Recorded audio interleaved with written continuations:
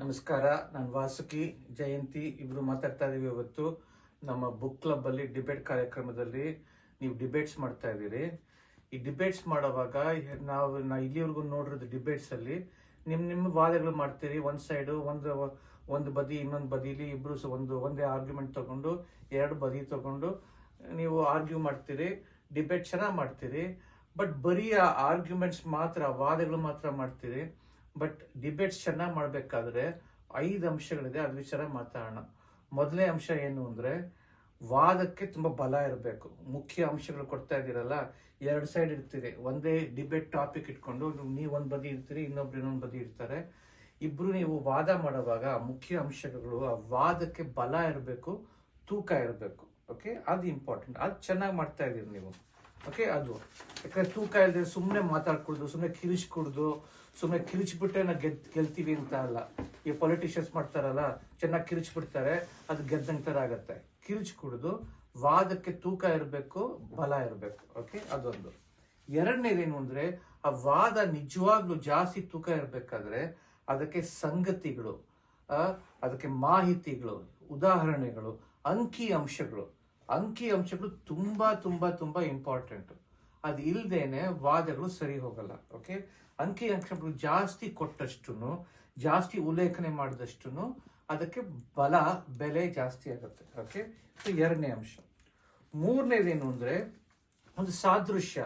ಈ ತರ ಬೇರೆ ಕಡೆ ಬೇರೆ ತರದಲ್ಲಿ ಹಿಂಗಾಗಿದ್ರೆ ಹೋಲಿಕೆ ಮಾಡ್ತಾರಲ್ಲ. ಇವಾಗ ಒಂದು ಹಾಡಲ್ಲಿ, ಒಂದು ಕಾವ್ಯದಲ್ಲಿ ಒಬ್ಬ ಕವಿ ಏನ್ ಮಾಡ್ತಾನೆ, ಈ ಒಂದಕ್ಕೆ ಇನ್ನೊಂದನ್ನ ಹೋಲಿಸ್ತಾನೆ. ಅದು ಸದೃಶ್ಯ ಅಂತ ಕರೀತಾರೆ. ಇಂಗ್ಲಿಷ್ ಅಲ್ಲಿ ಅನಾಲಜಿ ಅಂತ ಕರೀತಾರೆ. ಆ ಒಂದು ಸದೃಶ್ಯ ಇಟ್ಕೊಂಡು ಮಾತಾಡಿದ್ರೆ ಇನ್ನೂ ಚೆನ್ನಾಗಿರುತ್ತೆ. 4ನೇ ಅಂಶ ಏನು ಅಂದ್ರೆ ಯಾವ ಸಂದರ್ಭದಲ್ಲಿ, ಯಾವ ಘಟನೆ, ಬೇರೆ ಬೇರೆ ಸನ್ನಿವೇಶಗಳಲ್ಲಿ ಇದು ಅಳವಡಿಸ್ಕೊಂಡಿದೆ. ಈ ಬದಿ ಅಳವಡಿಸ್ಕೊಂಡು ಸರಿಯಾಗಿ ವರ್ಕ್ ಆಗಿದೆ, ಈ ಬದಿ ಅಳವಡಿಸ್ಕೊಂಡು ಸರಿಯಾಗಿ ವರ್ಕ್ ಆಗಿದೆ, ಎರಡೂ ವರ್ಕ್ ಆಗಿಲ್ಲ, ಅದು ವಿಚಾರ ಮಾತಾಡ್ಬೇಕು. ಬೇರೆ ದೇಶದಲ್ಲಿ ಯಾವ್ದೋ ಒಂದ್ ಕಡೆ ಸರಿಯಾಗಿ ವರ್ಕ್ ಆಗಿರ್ಬೋದು, ಇನ್ನೊಂದು ದೇಶದಲ್ಲಿ ವರ್ಕ್ ಆಗಿಲ್ಲದೆ ಇರ್ಬೋದು, ಅದು ವಿಚಾರ ಮಾತಾಡ್ಬೇಕು. ಬೇರೆ ಸಂದರ್ಭಗಳಲ್ಲಿ ಈ ಎರಡು ಬದಿಗಳಿದೆಯಲ್ಲ, ಎಲ್ಲಿ ಒಂದು ಬದಿ ಸರಿಯಾಗಿ ವರ್ಕ್ ಆಗಿದೆ, ಒಂದು ಬದಿ ಸರಿಯಾಗಿ ವರ್ಕ್ ಆಗಿಲ್ಲ, ಅದು ಬೇರೆ ಮಾತಾಡ್ಬೇಕು. ಓಕೆ, 5ನೇದೇನು ಅಂದ್ರೆ ಇಬ್ರು ಸೇರ್ಕೊಂಡು, ಇವಾಗ ನಾವು ಒಂದ್ ಬದಿ ತಗೋತೀನಿ, ಇವ್ರೊಂದ್ ಬದಿ ತಗೋತಾರೆ, ಇಬ್ರು ಸೇರ್ಕೊಂಡು ಒಟ್ಟಿಗೆ ಬಂದು ಒಂದು ಸಮತೋಲನದ ಒಂದು ವಾದ ಮಾಡಿಸ್ಬೇಕು. ಯಾಕಂದ್ರೆ ಯಾವ ಡಿಬೇಟ್ ಆದ್ರೂ ಮಾಡ್ಲಿ, ಯಾವ್ದೋ ಒಂದು ಟಾಪಿಕ್ ಆದ್ರೂ ಮಾಡ್ಲಿ, 2 ಕಡೆ ವಾದ ಮಾಡ್ತೀವಿ. ಬಟ್ ಎರಡೂ ಸರಿ ಇರಲ್ಲ. ಇದರಲ್ಲೂ ಒಳ್ಳೆ ಅಂಶಗಳಿರುತ್ತೆ, ಕೆಟ್ಟ ಅಂಶಗಳಿರುತ್ತೆ. ಆ ಕಡೆದಲ್ಲೂ ಒಳ್ಳೆ ಅಂಶ ಇರುತ್ತೆ, ಕೆಟ್ಟ ಅಂಶ ಇರುತ್ತೆ. ಇಬ್ರು ಸೇರಿ ಕೊನೆಗೆ ಒಂದು ಸಮತೋಲನದ ವಾದ ಮಾಡಬೇಕು. ಇದರಿಂದ ಒಳ್ಳೆ ಅಂಶ ತಗೊಂಡು, ಅದರಿಂದನೂ ಒಳ್ಳೆ ಅಂಶ ತಗೊಂಡು ಒಂದು ಸಮತೋಲನದ ವಾದ ಮಾಡಬೇಕು. ಸೊ 5 ಅಂಶಗಳು ಮಾತಾಡಿದೀನಿ. ವಾದಕ್ಕೆ ಬಲ ಇರಬೇಕು, ತೂಕ ಇರಬೇಕು, ವಾದಕ್ಕೆ ಅಂಶಗಳಿರ್ಬೇಕು, ಸಂಗತಿಗಳಿರ್ಬೇಕು, ಮಾಹಿತಿಗಳಿರ್ಬೇಕು, ಆಮೇಲೆ ಅದಕ್ಕೆ ಹೋಲಿಸೋ ತರ ಒಂದು ಸದೃಶ್ಯ ಇರಬೇಕು, ಆಮೇಲೆ ಬೇರೆ ಸಂದರ್ಭಗಳಲ್ಲಿ ಎಲ್ಲಿ ಈ ಕಡೆ ಬದಿ ವರ್ಕ್ ಆಗಿದೆ, ಆ ಕಡೆ ಬದಿ ವರ್ಕ್ ಆಗಿದೆ, ಅದು ಹೇಳ್ಬೇಕು. ಆಮೇಲೆ 5ನೇದು 2 ಸೇರಿ ಒಂದು ಸಮತೋಲನದ ವಾದ ಮಾಡಬೇಕು. ಸೊ ಇವಾಗ ಒಂದು ಎಕ್ಸಾಂಪಲ್ ತಗೊಂಡು ನಾವಿಬ್ರು ಅದನ್ನ ಮಾಡ್ತೀವಿ. ಈ 5 ತರದ್ದು ಮಾತಾಡ್ತೀವಿ. ನೀವು ಬೇರೆ ಬೇರೆ ಟಾಪಿಕ್ಸ್ ಮಾಡಿದ್ರಾಗ್ಲೂ ಹಿಂಗೇನೆ ಅದನ್ನ ಉಪಯೋಗಿಸ್ಕೋಬೇಕು. ಸರಿನಾ? ಓಕೆ. ಸೊ ಈ 5 ಅಂಶಗಳನ್ನ ನಾವು ಒಂದು ಟಾಪಿಕ್ ತಗೊಂಡಿದ್ದೀವಿ. ಏನ್ ಟಾಪಿಕ್ ಅಂದ್ರೆ ಹೆಂಗಸರು ಕೆಲ್ಸಕ್ಕೆ ಹೋಗ್ಬೇಕಾ, ಹಳ್ಳಿಗಳಲ್ಲಿ ಹೆಂಗಸರು ಮನೇಲಿ ಇರಬೇಕಾ. ಓಕೆ, ನಾನು ಹೆಂಗಸರು ಮನೇಲಿ ಇರಬೇಕು ಅಂತ ವಾದ ಮಾಡ್ತೀನಿ. ನಂದು ಬದಿ ಅದು. ಅವಳ ಬದಿ ಹೆಂಗಸರು ಕೆಲ್ಸಕ್ಕೆ ಹೋಗ್ಬೇಕು, ಹಳ್ಳಿಲಿದ್ರು ಕೆಲ್ಸಕ್ಕೆ ಹೋಗ್ಬೇಕು ಅಂತ ವಾದ ಮಾಡ್ತಾರೆ. ಓಕೆ, ಸೊ ನಾವ್ 2 ತರನು ಮಾಡ್ತೀವಿ. ಬಿಟ್ಟು 5 ಅಂಶಗಳು ಮಾತಾಡ್ತೀವಿ. ಓಕೆ, ಆಯ್ತಪ್ಪ, ಪಾಸ್ ಮಾಡಿದ್ಯಾ? ಓಕೆ, ಸೊ ಇವಾಗ ಮೊದಲನೇ ಅಂಶ ಅಂದ್ರೆ ವಾದದಲ್ಲಿ ಮುಖ್ಯ ಅಂಶಗಳಲ್ಲಿ ಬಲ, ತೂಕ ಇರಬೇಕು. ಸೊ ನಾನು ಒಂದ್ ಕಡೆ ಆರ್ಗ್ಯೂ ಮಾಡ್ತೇನೆ. ಸೊ ಹೆಂಗಸರು ಮನೇಲಿ ಇರಬೇಕು. ಯಾಕಂದ್ರೆ ಹೆಂಗಸರು ಕೆಲ್ಸಕ್ಕೆ ಹೋಗ್ಕೊಡುದು. ಯಾಕೆ? ಹೆಂಗಸರು ಮನೇಲಿದ್ರೆ ಮಕ್ಕಳಿಗೆ ಒಳ್ಳೆ ಅಟೆನ್ಷನ್ ಸಿಗುತ್ತೆ, ಗಮನ ಸಿಗುತ್ತೆ. ಇಲ್ಲದ್ರೆ ಮಕ್ಕಳು ಏನೇನೋ ಮಾಡ್ತಾರೆ, ಎಲ್ಲೆಲ್ಲೋ ಹೋಗ್ತಾರೆ, ಆಟ ಆಡ್ತಾರೆ. ಗಂಡು ಹುಡುಗರು ಪೋಲಿ ತರ ಆಟ ಆಡ್ಕೊಂಡು ಬರ್ತಾರೆ, ಮನೆಗೆ ಬರ್ತಾರೆ. ಸೊ ಮನೇಲಿ ಒಂದು ಹೆಂಗಸು ಮನೇಲಿ ಇದ್ರೆ ಅವಾಗ ಒಂದು ಗಮನ ಕೊಡ್ಬೋದು. ಅದೊಂದು. ಎರಡನೇದೇನು ಅಂದ್ರೆ ನಮ್ಮ ಕುಟುಂಬಗಳು ಒಂದು ಸ್ಥಿರವಾಗಿರುತ್ತೆ, ಸ್ಟೇಬಲ್ ಆಗಿರುತ್ತೆ. ಇಬ್ರು ಕೆಲಸ ಮಾಡ್ಬಿಟ್ರೆ ಜಗಳಾಗತ್ತೆ ಮನೆಯಲ್ಲಿ, ಆಮೇಲೆ ಗಂಡ ಹೆಂಡತಿ ತುಂಬಾ ಜಗಳ ಆಗುತ್ತೆ, ಆಮೇಲೆ ಡೈವರ್ಸೇ ಆಗೋಗುತ್ತೆ ಕೆಲವು ಸತಿ. ಸೊ ಕುಟುಂಬದಲ್ಲಿ ಒಂದು ಸ್ಥಿರವಾಗಿರುತ್ತೆ. ಮೂರನೇದೇನು ಅಂದ್ರೆ ನಾ ಹೇಳೋದಲ್ಲ, ಮಕ್ಕಳಿಗೆ ಆಮೇಲೆ ದೊಡ್ಡವ್ರಿಗೂ ಅಷ್ಟೇ, ತಂದೆ ತಾಯಿಗಳು ವಯಸ್ಸಾಗಿರುತ್ತೆ, ಅವ್ರನ್ನ ಚೆನ್ನಾಗಿ ನೋಡ್ಕೋಬಹುದು. ನಾಲ್ಕನೇದು ಅಂದ್ರೆ ಜೀವನ ತುಂಬಾ ಶಾಂತವಾಗಿರುತ್ತೆ, ಜಗಳಗಳಿರಲ್ಲ, ಇದಿರಲ್ಲ, ಗೊಂದಲ ಇರಲ್ಲ, ಕರ್ಕಶ ಇರಲ್ಲ, ಶಾಂತವಾಗಿರುತ್ತೆ. ಆಮೇಲೆ ಐದನೇದೇನು ಅಂದ್ರೆ ಮಕ್ಕಳು ಓದಿ ಬೆಳೆದು ಪಾಲಪೋಷಣೆ ಮಾಡಿ, ಒಳ್ಳೆ ಪಾಲಪೋಷಣೆ ಮಾಡಿ ಮುಂದೆ ಚೆನ್ನಾಗಿ ಮನುಷ್ಯರಾಗ್ತಾರೆ, ಇನ್ನೂ ಚೆನ್ನಾಗಿ ಕೆಲಸ ಮಾಡ್ತಾರೆ. ಆಮೇಲೆ ಆರನೇದೇನು ಅಂದ್ರೆ ಇಬ್ರು ಕೆಲ್ಸಕ್ಕೆ ಹೋದ್ರೆ ನಮ್ ದೇಶದಲ್ಲಿ ಇನ್ನೂನು ಆ ತರ ಒಂದು ಸೇಫ್ಟಿ ಇದೆಯಲ್ಲ, ಸುರಕ್ಷಣೆ ಕಾಳಜಿ ಇದೆ, ತುಂಬಾ ಇದೆ. ಯಾಕಂದ್ರೆ ಇವಾಗ ಎಷ್ಟೋ ರೇಪ್ ಎಲ್ಲ ಆಗುತ್ತೆ, ನೀವು ಓದಿದಿರಿ ಎಲ್ಲ ಕಡೆ. ಸೊ ಅದು ಒಂದು ಕಷ್ಟ ಇದೆ. ಸೊ ಅದರಿಂದ ಹೆಂಗಸರು ಕೆಲ್ಸಕ್ಕೆ ಹೋಗೋದು ಸ್ವಲ್ಪ ಸೇಫ್ಟಿ ಪ್ರಾಬ್ಲಮ್ ಸಾಲ್ವ್ ಮಾಡೋವರೆಗೂ ಸ್ವಲ್ಪ ಕಷ್ಟ ಆಗಿದೆ. ರಾತ್ರಿ ಹೊತ್ತು ವಾಪಸ್ ಕೆಲಸದಿಂದ ಮನೆಗೆ ಬರಬೇಕು, ಹೆಂಗಸರಿಗೆ ಏನೋ ಕಷ್ಟಗಳಾಗತ್ತೆ, ಆ ತೊಂದರೆಗಳನ್ನ ತಡಿಬಹುದು. ಸೊ ಈ 6 ರೀಸನ್ಸ್ ಇಂದ ಹೆಂಗಸರು ಮನೇಲಿ ಇರೋದು ವಾಸಿ ಅಂತ ನನ್ನ ಪ್ರಕಾರ. ನಾನ್ ಹೇಳೋದೇನು ಅಂದ್ರೆ ಹೆಂಗಸರು ಖಂಡಿತ ಕೆಲ್ಸಕ್ಕೆ ಹೋಗ್ಬೇಕು. ಯಾಕೆಂದ್ರೆ ಹೆಂಗಸರು ದುಡಿದಾಗ ಅವರು ದುಡ್ಡು ತರ್ತಾರೆ ಮನೆಗೆ, ಸ್ಟ್ರಾಂಗ್ ಆಗುತ್ತೆ, ಫ್ಯಾಮಿಲಿ ತುಂಬಾ ಸ್ಟ್ರಾಂಗ್ ಆಗುತ್ತೆ. ಅವಾಗ ಮಕ್ಕಳಿಗೆ ಒಳ್ಳೆ ಸ್ಕೂಲ್ ಕಳಿಸ್ಬೋದು, ಪ್ರೈವೇಟ್ ಸ್ಕೂಲ್ ಕಳಿಸ್ಬೋದು, ಒಳ್ಳೆ ಊಟ ತಿಂಡಿ ಮಾಡ್ಬೋದು, ಮತ್ತೆ ಜಾಸ್ತಿ ದುಡ್ಡು ಶೇಖರಿಸ್ಬೋದು, ಸೇವಿಂಗ್ಸ್ ಜಾಸ್ತಿ ಮಾಡ್ಬೋದು. ಕೆಲಸ ಮಾಡಿದ್ರೆ ಮಾತ್ರ ಅದು. ಸೆಕೆಂಡ್ ರೀಸನ್ನು, ಹೆಂಗಸರು ಕೆಲಸ ಮಾಡಿದಾಗ ಅವ್ರ ಮೇಲೆ ಭರವಸೆ ಜಾಸ್ತಿ ಬರುತ್ತೆ, ಸ್ವಾಭಿಮಾನ ಬರುತ್ತೆ, ಇಂಡಿಪೆಂಡೆನ್ಸ್ ಬರುತ್ತೆ. ನಾನು ಕೆಲಸ ಮಾಡಿ ನಾನು ಸಂಪಾದನೆ ಮಾಡ್ತಿದ್ದೀನಿ ಅಂತ ಒಂದ್ ಸ್ವಲ್ಪ ಅವ್ರಿಗೆ ತುಂಬಾ ಗೌರವ ಬರುತ್ತೆ, ಮನೆಯವರೆಲ್ಲ ಗೌರವ ತೋರಿಸ್ತಾರೆ ಅವಾಗ. ಆಮೇಲೆ ಮಕ್ಕಳು ತಾಯಿ ಕೆಲ್ಸಕ್ಕೆ ಹೋದಾಗ ಅವ್ರು ಏನು ತಿಳ್ಕೊತಾರೆ, ಓಹೋ ಅಮ್ಮನೂ ಕೆಲಸ ಮಾಡ್ತಾ ಇದ್ದಾರೆ, ಆದ್ರಿಂದ ನಾವು ಎಲ್ಲರೂ ಸಮಾನತೆಯಿಂದ ಘನತೆಯಿಂದ ತಾಯಿನ ನೋಡ್ಕೊಳ್ಳೋದು, ಎಲ್ಲ ದೊಡ್ಡವರು ಸಮಾನತೆಯಿಂದ ತೋರ್ಸೋದು, ಕಾಳಜಿ ತೋರಿಸೋದು ಹೆಂಗಸರು ಕೆಲಸ ಮಾಡುವಾಗ ಎಲ್ಲ ಬರುತ್ತೆ. ಆಮೇಲೆ ಹೆಂಗಸರು ಇಷ್ಟೆಲ್ಲ ಓದಿ ಅವ್ರ ಕೆಲಸನೇ ಮಾಡದೇ ಇದ್ರೆ ಓದ್ರಿಂದ ಏನ್ ಪ್ರಯೋಜನ ಆಯ್ತು? ಏನು ಪ್ರಯೋಜನ ಆಗ್ಲಿಲ್ಲ ಅಲ್ವಾ? More important than all this ಏನಾಗುತ್ತೆ, ಇಂಡಿಯಾ ದೇಶ ಬೆಳೆಯುತ್ತೆ. ದೇಶಕ್ಕೋಸ್ಕರ ನಾವು ಉನ್ನತಿಗೋಸ್ಕರ ನಾವು ಹೆಂಗಸರು ಕೆಲಸ ಮಾಡಿದ್ರೆ ಎಷ್ಟೋ ಮುಂದುವರಿಬಹುದು ನಾವು, ಆಯ್ತಾ? ಸೊ ಉತ್ಪಾದನೆ ಜಾಸ್ತಿ ಆಗತ್ತೆ, ಪ್ರಗತಿ ಜಾಸ್ತಿ ಆಗತ್ತೆ. ಅದೊಂದೇ ಅಲ್ಲ, ಹೆಂಗಸರು ಕೆಲಸ ಮಾಡಿದಾಗ ಅವರು ಭಾವನಾತ್ಮಕ ಜೀವಿಗಳು, ಅವ್ರ ಭಾವನಾತ್ಮಕ ಬುದ್ಧಿವಂತಿಕೆ ತುಂಬಾ ಜಾಸ್ತಿ ಇರುತ್ತೆ. ಆದ್ರಿಂದ ಅವರು ಒಂದು ಹೊಸ ದೃಷ್ಟಿಕೋನ, ಕೆಲಸದಲ್ಲೇ ಒಂದು ಹೊಸ ದೃಷ್ಟಿಕೋನ ತರ್ತಾರೆ. ಆದ್ರಿಂದ ಹೆಂಗಸರು ಕೆಲಸ ಮಾಡಬೇಕು ಅಂತ ನನ್ನ ವಾದ. ಸೊ ಇವಾಗ ಏನ್ ಮಾಡಿದ್ವಿ, ಇಷ್ಟೊತ್ತನ್ನು ನಾವು ಬರೀ ವಾದ ಮಾಡಿದ್ವಿ, 2 ಬದಿಯಿಂದ ವಾದ ಮಾಡಿದ್ವಿ, ಬಟ್ ಅಂಕಿ ಅಂಶಗಳು ಮಾಹಿತಿಗಳು ಏನು ಮಾತಾಡ್ಲಿಲ್ಲ ಅಲ್ವಾ? ಇವಾಗ 2ನೇ ತರ ಮಾಡುವಾಗ ಅದಕ್ಕೆ ಈ ಅಂಕಿ ಅಂಶಗಳನ್ನ ಮಾಹಿತಿಗಳನ್ನ ಅದನ್ನ ಆಡ್ ಮಾಡ್ತೀವಿ. ಅವಾಗ ಹೆಂಗೆ ಈ ವಾದ ಇನ್ನು ನೆಕ್ಸ್ಟ್ ಮಟ್ಟಕ್ಕೆ ಹೋಗಂತೆ ಅಂತ ನಿಮ್ಗೆ ಗೊತ್ತಾಗುತ್ತೆ. ಸರಿನಾ? ಓಕೆ, ಪಾಸ್ ಮಾಡಿ. ಓಕೆ, ಸೊ ಇವಾಗ 2ನೇ ತರ ಮಾತಾಡ್ತಾ ಇದೀವಿ, ಅದು ಕಂಟಿನ್ಯೂ ಮಾಡ್ಕೋಣ. ಬಲಗಳು ಇದು ಕೊಟ್ಟಿರೋದ ಬೆಂಬ ಇದೆಲ್ಲ ಒಳ್ಳೇದೇನೆ, ಆ ವಾದಗಳೆಲ್ಲ ಒಳ್ಳೇದೇನೆ, ಅದ್ ಜೊತೆಗೆ ಇವಾಗ ಅಂಕಿ ಅಂಶಗಳನ್ನ ಆಡ್ ಮಾಡೋಣ. ಸೊ ನನ್ನ ಕಡೆ ನಾ ಮಾತಾಡ್ತೀನಿ. ಸೊ ಮೊದಲನೇದೇನು ಅಂಕಿ ಅಂಶ ಅಂದ್ರೆ, ಎಲ್ಲ ಎಷ್ಟೋ ಸ್ಟಡಿ ಮಾಡಿದ್ದಾರೆ, ವಿಜ್ಞಾನಿಗಳೆಲ್ಲ ಸ್ಟಡಿ ಮಾಡಿದ್ದಾರೆ. ಕೊನೆಯ ಅಂಶ ಏನು ಅಂದ್ರೆ, ಓದು ಬರದಲ್ಲಿ ಹೆಂಗಸರಿಗೆ ನಮ್ಮ ದೇಶದಲ್ಲಿ 70% ಹೆಂಗಸರಿಗೆ ಮಾತ್ರ ಓದು ಬರ ಬರುತ್ತೆ, ಗಂಡಸರು 88% ಬರುತ್ತೆ. ಸೊ ಹೆಂಗಸರಿಗೆ ಓದು ಬರೋದು ಕಡಿಮೆ. ಸೊ ಅವ್ರ ಕೆಲಸ ಹೆಂಗ್ ಮಾಡ್ತಾರೆ, ಕೆಳಗಿನ ಕೆಲಸ ಮಾಡ್ತಾರೆ, ಕೀಳಿನ ಕೆಲಸ ಮಾಡ್ತಾರೆ, ಮೇಲಿನ ಕೆಲಸ ಮಾಡಕ್ಕಾಗಲ್ಲ. ಆ ಓದು ಬರೋವರೆಗೂ ಹೆಂಗಸರಿಗೆ ಅವ್ರ ಕೆಲಸ ಮಾಡಕ್ಕಾಗಲ್ಲ. ಸೊ ಇಷ್ಟು ಮಾಹಿತಿಗಳು ನಾನು ಕೊಟ್ಟಿದ್ದೀನಿ. ನಮ್ಮ ಹೆಂಡತಿ ಇವಾಗ ಅವ್ರ ಕಡೆಯಿಂದ ಮಾಹಿತಿಗಳು ಕೊಡ್ತಾರೆ. ಹೆಂಗಸರು ಕೆಲಸದಲ್ಲಿ ಮಾಡೋದು ತುಂಬಾ ಕಮ್ಮಿ. ಕೆಲಸ ವರ್ಕ್ ಫೋರ್ಸ್ ಅಂತ ಹೇಳ್ತೀವಿ ನೋಡಿ, ಹೆಂಗಸರು ಕೆಲಸದಲ್ಲಿರೋರು ಬಹಳ ಕಮ್ಮಿ. ಬರೀ 25%, 25% ಮಾತ್ರ ಈ 2022-23 ಮಾಹಿತಿಯಿಂದ ಗೊತ್ತಾಗಿರೋದು ನಮ್ಗೆ. ಇದು 25% ಡಬಲ್ ಆದ್ರೆ, 50% ಆದ್ರೆ ಇಂಡಿಯಾ ದೇಶಕ್ಕೆ ಏನಾಗುತ್ತೆ, 20 to 22 ಕೋಟಿ ಜಾಸ್ತಿ ಜನ ಹೆಂಗಸರು ಕೆಲ್ಸಕ್ಕೆ ಸೇರ್ಬೋದು. ಆದ್ರಿಂದ ಏನಾಗುತ್ತೆ, ಅಷ್ಟು ಕೆಲಸ ಮಾಡಿದಾಗ ಉತ್ಪಾದನೆ ಜಾಸ್ತಿ ಆಗತ್ತೆ. ಅದರಿಂದ what we call as gross domestic product ಅಂದ್ರೆ ದೇಶದ ಉತ್ಪಾದನೆ ಅಷ್ಟು ಜಾಸ್ತಿ ಆಗುತ್ತೆ. ಇಕಾನಮಿಸ್ಟ್ಸ್ ಅಂತ ಯಾರು ಇದನ್ನೆಲ್ಲ ಈ ವಿಷಯ ಎಲ್ಲ ತಿಳ್ಕೊತಾರ, ಅವ್ರ ಎಸ್ಟಿಮೇಟ್ ಪ್ರಕಾರ ಹೆಂಗಸರು ಕೆಲಸ ಮಾಡೋದ್ರಿಂದ ಇಂಡಿಯಾದ GDP ಅಂತ ಏನಂತೀವೋ ಉತ್ಪಾದನೆ ಅದು 2% ಅಷ್ಟು ಜಾಸ್ತಿ ಆಗ್ಬಹುದು ಕೆಲಸ ಮಾಡಿದ್ರೆ, ಹೆಂಗಸರು ಕೆಲಸ ಮಾಡ್ತಾರೆ. ಒಂದು ಫ್ಯಾಮಿಲಿಯಲ್ಲಿ ಈಗ ಎಕ್ಸಾಂಪಲ್ ತಗೊಳ್ಳೋಣ, ಹಳ್ಳಿಗಳಲ್ಲಿ ಒಂದು ಫ್ಯಾಮಿಲಿಯಲ್ಲಿ ಒಬ್ಬ ಗಂಡಸು 8,000 ಅಥವಾ 12,000 ತಿಂಗಳಿಗೆ ದುಡಿತಾನೆ.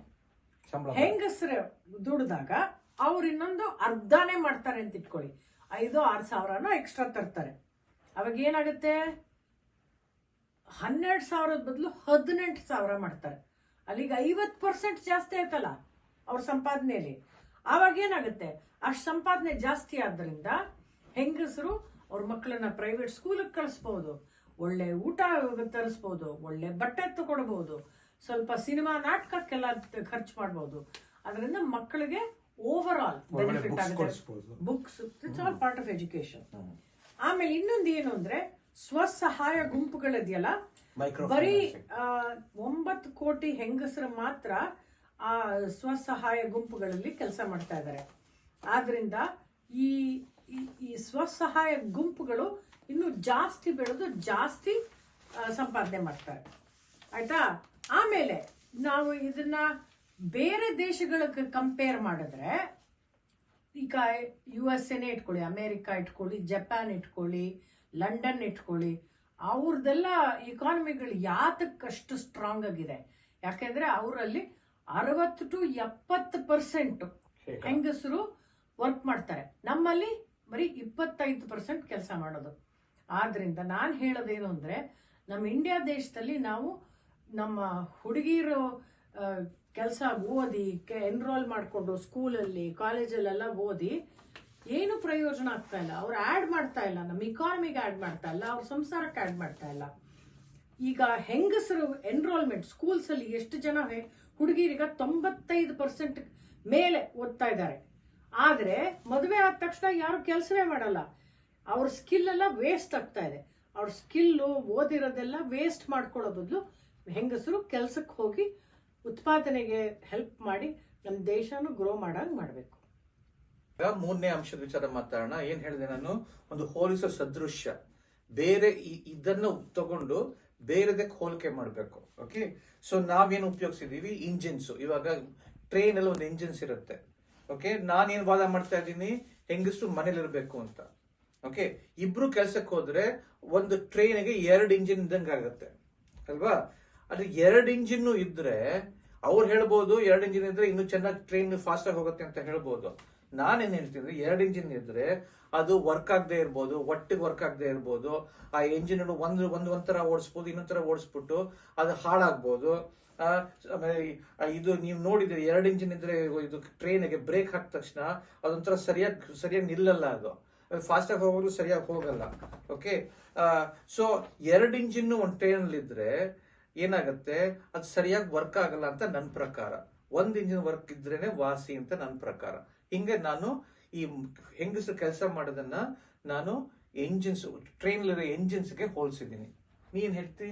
ನಾನೇನ್ ಹೇಳ್ತೀನಿ ಅಂದ್ರೆ, 2 ಎಂಜಿನ್ ಇದ್ರೆ ಟ್ರೈನ್ ಫಾಸ್ಟ್ ಆಗಿ ಹೋಗುತ್ತೆ. ಅವ್ರು ಆಗ್ಲೇ ಹೇಳಾಯ್ತು ನನ್ನ ಪರವಾಗಿ. 2 ಎಂಜಿನ್ ಇದ್ರೆ ಫಾಸ್ಟ್ ಆಗಿ ಹೋಗುತ್ತೆ. ಆಯ್ತಾ? 2 ಎಂಜಿನ್ ಇದ್ರೆ ಫ್ಯಾಮಿಲಿಗೆ, ಕುಟುಂಬಕ್ಕೂ ಒಳ್ಳೇದು, ಇಂಡಿಯಾ ದೇಶಕ್ಕೂ ಒಳ್ಳೇದು. ಕೆಲಸ ಹೆಂಗಸರು ಮಾಡಿದ್ರೆ ಉತ್ಪಾದನೆ ಜಾಸ್ತಿ ಆಗುತ್ತೆ, ಇಂಡಿಯಾ ಇನ್ನು ಸಂಪಾದನೆ ಇನ್ನು ರಿಚ್ ಆಗುತ್ತೆ. ಇನ್ನು what you say for rich in Kannada? ಬೆಳವಣಿಗೆ. ರಿಚ್ ಅಂದ್ರೆ ಸಂಪಾದನೆ, ಸಮೃದ್ಧಿ ಜಾಸ್ತಿ ಆಗುತ್ತೆ. ಅದೇ ನನ್ನ ಪ್ರಕಾರ ಏನು ಅಂದ್ರೆ, 2 ಇಂಜಿನ್ ಇದ್ರೆ ಅದಕ್ಕೆ ಕರ್ಕಶದಿಂದ ಹಾಳಾಗ್ಬೋದು, ಟ್ರೈನ್ ಸರಿಯಾಗಿ ವರ್ಕ್ ಆಗದೆ ಇರ್ಬೋದು. ಅದಕ್ಕೇನೆ ಪಾಶ್ಚಾತ್ಯ ದೇಶಗಳಲ್ಲಿ ಅಲ್ಲಿ ಇಬ್ರು ಕೆಲಸ ಮಾಡ್ತಾರೆ, ಬಟ್ ಡೈವರ್ಸ್ ರೇಟು ಜಾಸ್ತಿ ಆಗುತ್ತೆ. ತುಂಬಾ ಜನ ಡೈವರ್ಸ್ ಆಗ್ತಾರೆ. ಆ ಡೈವರ್ಸ್ ಆದ್ಮೇಲೆ ಕುಟುಂಬ ಎಲ್ಲ ನಾಶ ಆಗುತ್ತೆ. ಹಂಗೇನೆ 2 ಇಂಜಿನ್ ಒಟ್ಟಿಗಿದ್ರೆ ಅವಾಗ ಅದ್ರಿಂದ ಅದ್ರ ಹಿಂಗೆ ಇದು ಒಂಥರ ಹೋಗುತ್ತೆ, ಇದು ಒಂಥರ ಹೋಗುತ್ತೆ, ಬ್ರೇಕ್ ಸರಿಯಾಗಿ ಬೀಳಲ್ಲ, ಈ ಹೋಲ್ ಟ್ರೈನ್ ಉಲ್ಟಾ ಪಲ್ಟಿ ಆಗ್ಬೋದು ಅಂತ ನನ್ನ ಪ್ರಕಾರ. ಸೊ ಹಿಂಗೆ ನಾವು ಒಂದು ಎಂಜಿನ್ ಉಪಯೋಗಿಸ್ಕೊಂಡು ಈ ಹೆಂಗಸ ಕೆಲಸ ಮಾಡೋದು ಮಾಡದೇ ಇರೋದನ್ನ ಹೋಲಿಸಿದ್ದೀವಿ. ಅದಕ್ಕೆ ಸದೃಶ್ಯ ಅಂತ ಕರೀತಾರೆ. ಓಕೆ, ಇವಾಗ 4ನೇ ಅಂಶ. ಈ ನಾವು ಏನ್ ಮಾಡಿದ್ವಿ, ನಾನು ಒಂದ್ ಕಡೆ ವಾದ ಮಾಡಿದೆ, ಅವ್ರು ಇನ್ನೊಂದ್ ಕಡೆ ವಾದ ಮಾಡಿದ್ರು. ನಾನು ಹೆಂಗಸರು ಕೆಲಸ ಮನೇಲಿ ಮನೇಲಿ ಇರ್ಬೇಕು ಅಂತ ವಾದ ಮಾಡ್ತಾ ಇದೀನಿ, ಅವರು ಹೆಂಗಸರು ಮನೇಲಿ ಕೆಲಸ ಮಾಡ್ಬೇಕು ಅಂತ ವಾದ ಮಾಡ್ತಾ ಇದ್ದಾರೆ. ಇದು ಎಲ್ಲಿ ಯಾವ ಸನ್ನಿವೇಶದಲ್ಲಿ ನಾವು ವಾದ ಮಾಡ್ತಾ ಇದೀವಿ? ನಮ್ಮ ಹಳ್ಳಿಗಳಲ್ಲಿ, ನಮ್ಮ ದೇಶದಲ್ಲಿ. ಇದನ್ನ ಸರಿ ಇನ್ನೂ ಚೆನ್ನಾಗಿ ತರಿಸ್ಬೇಕಾದ್ರೆ, ಈ ಡಿಬೇಟ್ ಚೆನ್ನಾಗಿ ತರಿಸ್ಬೇಕಾದ್ರೆ ಬೇರೆ ದೇಶಗಳಲ್ಲಿ ಇದು ಹೆಂಗ್ ವರ್ಕ್ ಆಗಿದೆ, ಬೇರೆ ದೇಶಗಳಲ್ಲಿ ಅಳವಡಿಸ್ಕೊಂಡಿರೋದು. ಕೆಲವು ದೇಶಗಳಲ್ಲಿ ಹೆಂಗಸು ಕೆಲಸ ಮಾಡದೇ ಇರ್ಬೋದು, ಕೆಲವು ದೇಶ ಹೆಂಗಸು ಕೆಲಸ ಮಾಡ್ಬೋದು. ಬೇರೆ ಬೇರೆ ಅಳವಡಿಸ್ಕೊಂಡಿರೋದು ಎಲ್ಲಿ ಚೆನ್ನಾಗಿ ಈ ಕಡೆ ನನ್ನ ಕಡೆ ಸರಿಯಾಗಿ ವರ್ಕ್ ಆಗಿದೆ, ಅವ್ರ ಕಡೆ ಸರಿಯಾಗಿ ವರ್ಕ್ ಆಗಿದೆ, ಅದು ವಿಚಾರ ಮಾತಾಡೋಣ. ಸೊ ನಾನು ನನ್ನ ಕಡೆ ಮಾತಾಡ್ತೀನಿ.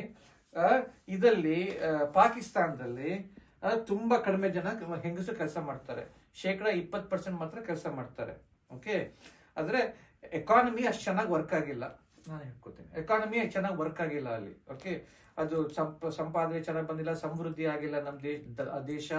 ಆದ್ರೆ ಫ್ಯಾಮಿಲಿ ಮಾತ್ರ ಸ್ಟ್ರಾಂಗ್ ಆಗಿದೆ. ಓಕೆ, ಸೊ ಇದು ಯಾವ ಉದಾಹರಣೆ? ಇದು ಉದಾಹರಣೆ ಏನು ಅಂದ್ರೆ, ಹೆಂಗಸರು ಕೆಲಸ ಮಾಡದೇ ಇರೋದ್ರಿಂದ, ಮನೇಲಿರೋದ್ರಿಂದ ಬೆಳವಣಿಗೆ ಬಂದಿಲ್ಲ, ದೇಶ ಸಮೃದ್ಧಿ ಆಗಿಲ್ಲ, ಆದ್ರೆ ಫ್ಯಾಮಿಲಿ ಸ್ಟ್ರಾಂಗ್ ಆಗಿದೆ, ಮಕ್ಕಳಿಗೆ ಒಳ್ಳೆ ಬೆಂಬಲ ಬರ್ತಾ ಇದೆ. ನೀ ಯಾವ್ದು ನಿಮ್ ವಿಚಾರ ಮಾತಾಡ್ತೀನಿ? ನಾನ್ ಹೇಳಿದ್ರೆ ಅದನ್ನೇ ತಗೊಂಡ್ರೆ, ಪಾಕಿಸ್ತಾನೇ ತಗೊಂಡ್ರೆ ಡೈವೋರ್ಸ್ ರೇಟ್ ಕಮ್ಮಿ ಇರ್ಬೋದು, ಬಟ್ ದೇಶ ಮುಂದುವರೆದಿಲ್ಲ. ನಾನ್ ಡೆನ್ಮಾರ್ಕ್ ವಿಷಯ ಹೇಳ್ತೀನಿ. ಈಗ ಡೆನ್ಮಾರ್ಕ್ ಅಲ್ಲಿ ಹೆಂಗಸರು 70% ಹೆಂಗಸರು ಕೆಲಸ ಮಾಡ್ತಾರೆ. ಇಕಾನಮಿ ತುಂಬಾ ಬಲವಾಗಿದೆ, ಒಳ್ಳೆ ದುಡ್ಡು ಸಂಪಾದನೆ ಮಾಡ್ತಾರೆ ಎಲ್ರೂ. ಆದ್ರೆ ಅದು ಸ್ಯಾಡ್ ಪಾರ್ಟ್ ಏನಂದ್ರೆ ಡೈವೋರ್ಸ್ ತುಂಬಾ ಜಾಸ್ತಿ ಅಲ್ಲಿ. ಯಾಕಂದ್ರೆ ಇಬ್ರು ಕೆಲಸ ಮಾಡೋದ್ರಿಂದ ಸ್ಟ್ರೆಸ್ ಜಾಸ್ತಿ ಆಗುತ್ತೆ, ಜಗಳಗಳು ಜಾಸ್ತಿ ಆಗುತ್ತೆ. 2 ಎಂಜಿನ್ ಇದ್ದಂಗೆ ಸ್ಟ್ರಾಂಗ್ ಆಗಿದೆ, ಸ್ಪೀಡ್ ಅಲ್ಲಿ ಹೋಗುತ್ತೆ, ಆದ್ರೆ ಕರ್ಕಶ ಬರುತ್ತೆ. ಹೆಂಗಸರು ಕ್ವಶನ್ ಮಾಡ್ತಾರೆ ಗಂಡಸರನ್ನ, ಅವಾಗ ಫ್ಯಾಮಿಲಿ ಅಷ್ಟು ಚೆನ್ನಾಗಿ ಬೆಳೆಯಲ್ಲ. ಅದನ್ನೇ ಪ್ರಾಬ್ಲಮ್. ಸೊ 3ನೇ ಎಕ್ಸಾಂಪಲ್ ಶ್ರೀಲಂಕಾ. ಶ್ರೀಲಂಕಾದಲ್ಲಿ 2 ಒಂಥರ ಬ್ಯಾಲೆನ್ಸ್ ಮಾಡಿದ್ದಾರೆ. ಅಲ್ಲಿ ಹೆಂಗಸರು 30%, 40%. ಪಾಕಿಸ್ತಾನಲ್ಲಿ ಬರೀ 20%, ಡೆನ್ಮಾರ್ಕ್ ಅಲ್ಲಿ 70%, ಶ್ರೀಲಂಕಾಲಿ 40%. ಒಂಥರ ಸಮತೋಲನ, ಬ್ಯಾಲೆನ್ಸ್ ಆಗಿದೆ. ಅಲ್ಲಿ ಎಕಾನಮಿ ಸ್ವಲ್ಪ ಚೆನ್ನಾಗಿ ಬೆಳೆದಿದೆ. ಡೆನ್ಮಾರ್ಕ್ ಅಷ್ಟು ಬೆಳೆದಿಲ್ಲ, ಪಾಕಿಸ್ತಾನ ಅಷ್ಟು ಕಡಿಮೆನೂ ಇಲ್ಲ, ಡೈವರ್ಸ್ ರೇಟು ಕಡಿಮೆ. ಓಕೆ, ಸೊ ಇದು ಹೆಂಗಿದೆ? ಇದು ಅವ್ರದ್ದು 2 ಎಂಜಿನ್, ನಂದು 1 ಎಂಜಿನ್, ಇದು ಶ್ರೀಲಂಕಾ 1.5 ಎಂಜಿನ್ ಅಂತ ಇಟ್ಕೊಳ್ಳೋಣ. ಓಕೆ, ಸೊ ಅದರಿಂದ ಸಮತೋಲನದ ಒಂದು ಸನ್ನಿವೇಶ ಬಂದಿದೆ ಅಂತ ಅನ್ಕೋಬಹುದು. ಗೊತ್ತಾಯ್ತಾ? ಸೊ ಹಿಂಗೆ 3 ಸಂದರ್ಭ ಮಾಡಿದೀವಿ. ಒಂದು ನಮ್ಮ ಕಡೆ ವಾದ ಎಲ್ಲಿ ಸರಿಯಾಗಿ ವರ್ಕ್ ಆಗಿದೆ, ಇನ್ನೊಂದು ಅವ್ರ ಕಡೆ ವಾದ ಎಲ್ಲಿ ಸರಿಯಾಗಿ ವರ್ಕ್ ಆಗಿದೆ, ಇನ್ನೊಂದು ಒಂದು ಸಮತೋಲನದ ಒಂದು ವಾದ ಎಲ್ಲಿ ವರ್ಕ್ ಆಗಿದೆ ಅಂತ. ಓಕೆ, ಸೊ ಕೊನೆಗೆ 5ನೇ ಅಂಶ ಮಾತಾಡೋಣ. ಅದು ಏನು ಅಂದ್ರೆ, ನಾವೇನ್ ಹೇಳೋದು, ನಾವ್ ಇಷ್ಟು ವಾದ ಮಾಡಿದ್ವಿ, ಅವ್ರು ಹೆಂಗಸರು ಕೆಲ್ಸಕ್ಕೆ ಹೋಗ್ಬೇಕು ಅಂತ ಹೇಳಿದ್ರು, ನಾನು ಕೆಲ್ಸಕ್ಕೆ ಹೋಗ್ಕೊಡುದು ಅಂತ ಹೇಳಿದೆ. ಬಟ್ ನಮ್ ಪ್ರಕಾರ ವಾದ ಯಾವಾಗಲೂ ಮಾಡಿದ್ರು ಇದು ಸರಿ ಇರಲ್ಲ, ಅದು ಸರಿ ಇರಲ್ಲ. ನನ್ ಕಡೆದು ಕಷ್ಟಗಳಿರತ್ತೆ, ತಪ್ಪಿರತ್ತೆ, ಸರಿ ಇರತ್ತೆ, ಅವ್ರ ಕಡೆದು ತಪ್ಪಿರತ್ತೆ, ಸರಿ ಇರತ್ತೆ. ನಾವೇನ್ ರೆಕಮೆಂಡ್ ಮಾಡೋದು ಅಂದ್ರೆ, 2 ಒಳ್ಳೆ ಅಂಶಗಳು ತಗೊಂಡ್ ಮಾಡ್ಬೇಕು. ನಾನೊಂದು ಒಳ್ಳೆ ಅಂಶ ಹೇಳ್ತೀನಿ, ಅವ್ರೊಂದು ಹೇಳ್ತಾರೆ. ನನ್ನ ಪ್ರಕಾರ ಹೆಂಗಸರು ಮನೆಯಲ್ಲಿ, ನಾನು ಹೆಂಗಸರು ಮನೇಲಿ ಇರ್ಬೇಕು ಅಂತ ಹೇಳ್ತಾ ಇದೀನಾ? ಇಲ್ಲ. ಹೆಂಗಸರು ಕೆಲ್ಸಕ್ಕೆ ಹೋಗ್ಬೇಕು. ಓಕೆ, ನೀನು ಹೇಳ್ತಾ ಇದ್ದೀನಿ ಹೆಂಗಸರು ಕೆಲ್ಸಕ್ಕೆ ಹೋಗ್ಬೇಕು, ಆದ್ರೆ ಮಕ್ಕಳನ್ನ ಹೆಂಗ್ ನೋಡ್ಕೋಬೇಕು ಅದನ್ನ ವಿಚಾರ ಯೋಚನೆ ಮಾಡ್ಬೇಕು. ಅದಕ್ಕೆ ಅಂಗನವಾಡಿಗಳನ್ನ ಡೆವಲಪ್ ಮಾಡ್ಬೇಕು.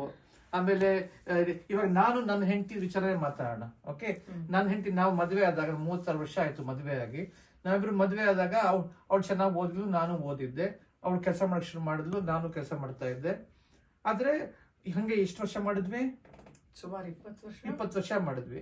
ಆಮೇಲೆ ಮಗು ಬಂತು, ನನ್ನ ಮಗಳು ದಿವ್ಯಾ ಬಂದ್ರು. ಅವಾಗ ಜಯಂತಿ 5 ವರ್ಷ ಆಫ್ ತಗೊಂಡ್ಲು. ಹೆಂಗ ಅನಿಸ್ತು ನಿಂಗೆ? ಅವಾಗ ನನ್ನ ಮಗಳಿಗೆ ಸಪೋರ್ಟ್ ಮಾಡಿ, ಅವಳು ಬ್ರೈನ್ ಡೆವಲಪ್ಮೆಂಟ್ಗೆ, ಅವಳಿಗೆ ಎಜುಕೇಶನ್ ಸರಿ ಕೊಡೋಕ್ಕೋಸ್ಕರ ನಾನು ಅವಳನ್ನ ಚೆನ್ನಾಗಿ ವ್ಯಾಲ್ಯೂಸು, ಕರೆಕ್ಟಾಗಿ ಮಾರಲ್ ಇಶ್ಯೂಸ್ ಎಲ್ಲ ತೋರಿಸಿ ಮುಂದುವರಿಬೇಕು ಅಂತ ಮಾರ್ಗದರ್ಶನ ಕೊಡಬೇಕು ಅಂತ ನಾನು ಕೆಲಸ ಬಿಟ್ಟು ನಾವು ಇಂಡಿಯಾಗೆ ವಾಪಸ್ ಬಂದ್ವಿ. ಆವಾಗ 5 ವರ್ಷ ಫುಲ್ಲು ಬರೀ ಅವಳು ನೋಡ್ಕೊಳ್ಳೋದು ಬಿಟ್ಟು ನಾನು ಇನ್ನೇನು ಕೆಲಸ ಮಾಡಲಿಲ್ಲ. ಮನೆ ಕೆಲಸ, ಅಡುಗೆ ಗಿಡಿಗೆ ಎಲ್ಲ ಚೆನ್ನಾಗಿ ಮಾಡ್ಕೊತಾ ಇದ್ದೆ. ವಯಸ್ಸಾದವರು ಬರ್ತಾ ಇದ್ರು ನಮ್ಮ ಮನೆಗೆ, ಅವ್ರಿಗೂ ಅಡುಗೆ ತಿಂಡಿ ಮಾಡಿಕೊಂಡು ಎಲ್ಲರೂ ನೋಡ್ಕೊಂಡ್ವಿ. ಆಮೇಲೆ ಅವಳು 5 ವರ್ಷ ಆದಮೇಲೆ ಅವಳು ಫಸ್ಟ್ ಸ್ಟ್ಯಾಂಡರ್ಡ್ ಸೆಕೆಂಡ್ ಸ್ಟ್ಯಾಂಡರ್ಡ್ಗೆ ಹೋಗೋಕ್ಕೆ ಶುರು ಮಾಡಿದ್ಮೇಲೆ ನಾನು ವಾಪಸ್ಸು ನಾವು ಅಮೇರಿಕಾಗೆ ಬಂದ್ವಿ. ಆಗ ನಾನು ವಾಪಸ್ ಕೆಲಸಕ್ಕೆ ಹೋದೆ. ಯಾಕೆಂದರೆ ಅಷ್ಟೊಳಗೆ ಅಮೇರಿಕಾಲಿ ಚೈಲ್ಡ್ ಕೇರ್ ಏನು ಅಂಗನವಾಡಿಗಳು ಹೆಂಗಿರುತ್ತೆ, ಕ್ರಶ್ ಗಿಶು ತುಂಬ ಅವೈಲಬಿಲಿಟಿ ಇರುತ್ತೆ. ಆವಾಗ ಕೆಲಸ ಮಾಡೋಕ್ಕೆ ಶುರು ಮಾಡಿದೆ. ಸೊ ಅಲ್ಲಿಂದ ಇಲ್ಲಿವರೆಗೆ 60ನೇ ವರ್ಷದವರೆಗೂ ನಾ ಕೆಲಸ ಮಾಡಿ ಆಮೇಲೆ ರಿಟೈರ್ ಆದೆ. ಆಮೇಲೆ ಅವರು ಮಗು ಬರಕ್ ಮುಂಚೆ ನಾವಿಬ್ರು ಒಟ್ಟಿಗೆ ಅಡುಗೆ ಮಾಡ್ತಾ ಇದ್ವಿ. ನಾ ಸ್ವಲ್ಪ ಅಡುಗೆ ಮಾಡ್ತಾ ಇದ್ದೆ, ಅವಳು ಅಡುಗೆ ಮಾಡ್ತಾ ಇದ್ಲು. ನಾವು ಮನೆ ಕೆಲಸ ಇಬ್ರು ಮನೆ ಕೆಲಸ ಮಾಡ್ತಾ ಇದ್ವಿ, ಮನೆ ಕ್ಲೀನ್ ಮಾಡ್ತಾ ಇದ್ವಿ, ಇಬ್ರು ಕ್ಲೀನ್ ಮಾಡ್ತಾ ಇದ್ವಿ, ಎಲ್ಲ ಒಟ್ಟಿಗೆ ಮಾಡ್ತಾ ಇದ್ವಿ. ಗೊತ್ತಾಯ್ತಾ? ಸೊ ಹಿಂಗೆ ಒಂದು ಸಮತೋಲನದ ಒಂದು ಅಂಶ ಬರ್ಬೇಕಾದ್ರೆ ಇಬ್ರು ಮಾಡ್ಬೇಕು. ಇವಾಗ ಎಷ್ಟೋ ದೇಶದಲ್ಲಿ ಕೆಲವು ಕಡೆ ಏನ್ ಮಾಡ್ತಾರೆ, ಹೆಂಗಸರು ಬೆಳಗ್ಗೆ ಕೆಲ್ಸಕ್ಕೆ ಹೋಗ್ತಾರೆ, ಗಂಡಸರು ಸಾಯಂಕಾಲ ಕೆಲ್ಸಕ್ಕೆ ಹೋಗ್ತಾರೆ. ಇಲ್ದರೆ ಹೆಂಗಸರು 1 ವರ್ಷ ಕೆಲಸ ಮಾಡಿ ಆಮೇಲೆ ಗಂಡಸರು 1 ವರ್ಷ ಕೆಲಸ ಮಾಡ್ತಾರೆ. ಹಂಗೆ ಏನಾದ್ರು ಒಂದು ಬ್ಯಾಲೆನ್ಸ್ ತರಬೇಕಾಗತ್ತೆ. ಯಾಕಂದ್ರೆ ಸುಮ್ಮನೆ ಇಬ್ರು ಒಟ್ಟಿಗೆ ಕೆಲಸ ಕೊಟ್ಟೋದ್ರೆ ಡೆಫಿನೆಟ್ಲಿ ಮಕ್ಕಳದು ಸ್ವಲ್ಪ ಕಾಳಜಿ ಮುತುವರ್ಜಿ ಕೊಡದೆ ಇದ್ರೆ ಅವ್ರು ಹಾಳಾಗೇ ಆಗ್ತಾರೆ. ಎಸ್ಪೆಷಲಿ ಈಗ ಹಿಂಗ್ ಕಾಲದಲ್ಲೆಲ್ಲ ಬರೀ ಇದೆಲ್ಲ ಇಂಟರ್ನೆಟ್ ಎಲ್ಲ ಬಂದ್ಬಿಟ್ಟಿದೆ, ಇನ್ಸ್ಟಾಗ್ರಾಮ್ ಪರವಾಗಿಲ್ಲ. ಅಜ್ಜ ಅಜ್ಜಿ ಜೊತೆಲಿದ್ರೆ ಅವಾಗ ಅವ್ರು ನೋಡ್ಕೊಳಕ್ಕೆ ಫ್ಯಾಮಿಲಿನವರೇ ಯಾರಲ್ಲೂ ಇರ್ತಾರೆ. ಸಿಟೀಸ್ ಅಲ್ಲೆಲ್ಲ ಅಜ್ಜಿ ಆಗ್ಲಿ ಸಿಗಲ್ಲ, ಹಳ್ಳಿಗಳು ಸಿಗ್ಬೋದು, ಸಿಟಿಲ್ ಸಿಗಲ್ಲ. ಸೊ ಹಿಂಗೆ ಒಂದು ಸಮತೋಲನದ ಒಂದು ವಾದ ಬರಬೇಕು. ಸೊ ಹಿಂಗೆ 5 ಅಂಶ ಹೇಳ್ಕೊಟ್ಟಿದೀವಿ. ನೀವು ಯಾವ ಟಾಪಿಕ್ ಆದ್ರೂ ಈ 5 ಅಂಶಗಳು ಮಾತಾಡ್ಬೇಕು. ಮೊದಲು ವಾದಕ್ಕೆ ಬಲ ಇರಬೇಕು, ವಾದಕ್ಕೆ ಅಂಕಿ ಅಂಶಗಳು ಮಾಹಿತಿಗಳಿರ್ಬೇಕು, ಒಂದು ಸದೃಶ್ಯ ಇರಬೇಕು. ಆಮೇಲೆ ಎಲ್ಲಿ ಈ ಕಡೆ ವಾದ ಆ ಕಡೆ ವಾದ ಎಲ್ಲಿ ಸರಿಯಾಗಿ ವರ್ಕ್ ಆಗಿದೆ ಅಂತ ಹೇಳ್ಬೇಕು. ಆಮೇಲೆ 5ನೇದು ಇಬ್ರು ಸೇರ್ಕೊಂಡು ಒಂದು ಸಮವಾದ ಒಂದು ವಾದ ಮಾಡ್ಬೇಕು. ಸೊ ಯಾವ ಟಾಪಿಕ್ ತಗೊಂಡ್ರು ಈ 5 ಅಂಶಗಳು ತಗೊಂಡ್ ಮಾಡ್ರಿ, ಅವಾಗ ಇನ್ನೂ ಚೆನ್ನಾಗಿರುತ್ತೆ ನಿಮ್ಮ ಡಿಬೇಟ್. ಸುಮ್ನೆ ಅಂಕಿ ಅಂಶಗಳು ಇಟ್ಕೊಳ್ಬೋದು. ಅಂಕಿ ಅಂಶ ಎಲ್ಲಿ ಸಿಗತ್ತೆ ಅಂತ ಕೇಳ್ಬೋದು. ನೀವು ಇಂಟರ್ನೆಟ್ ಹೋಗಿ ಗೂಗಲ್ ಸರ್ಚ್ ಮಾಡಿ ನಿಮ್ ವಾದಕ್ಕೆ ಸಂಬಂಧಪಟ್ಟಂತೆ ನೀವು ಅಂಕಿ ಅಂಶ ಕಂಡುಹಿಡಿಬಹುದು. ಅಂಕಿ ಅಂಶಗಳ ಸುಮ್ನೆ ಮಾತಾಡಿದ್ರೆ ಅವು ಸುಮ್ನೆ ಕ್ಲಿಷ್ಟಂಗ ಆಗತ್ತೆ. ಗೊತ್ತಾಯ್ತಾ? Okay, bye. Thank you. Bye.